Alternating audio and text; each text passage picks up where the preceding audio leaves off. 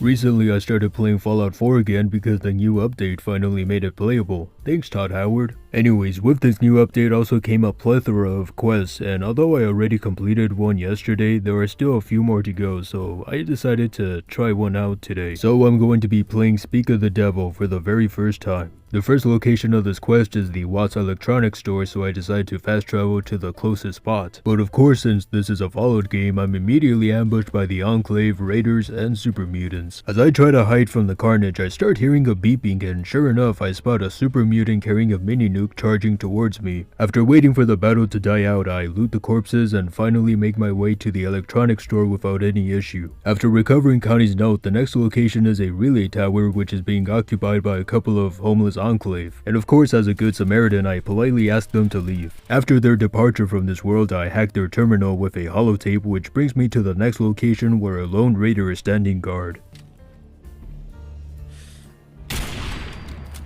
Once I make my way through the building as silent as possible, I retrieve the next holotape, which tells me the next location is another relay tower. As I make my way to the second relay tower, I'm ambushed by some mole rats who believe they have a chance of beating me, and of course I prove them wrong.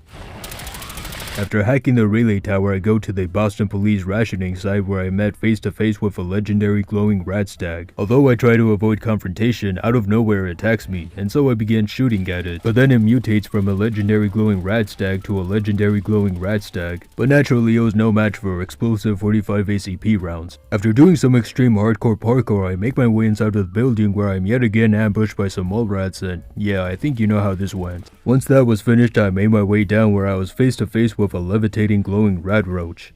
And after finally dealing with the last mole rat, I'm presented with a glorious gift from Todd Howard. There was also some lore behind an Enclave soldier on this terminal, but let's be honest, we only play this quest to get the new X-02 power armor. Unfortunately, this beautiful moment was ruined by a group of Enclave remnants. So as punishment, I proceed to remove their heads from their bodies in hopes that they will never do such a thing again in the future.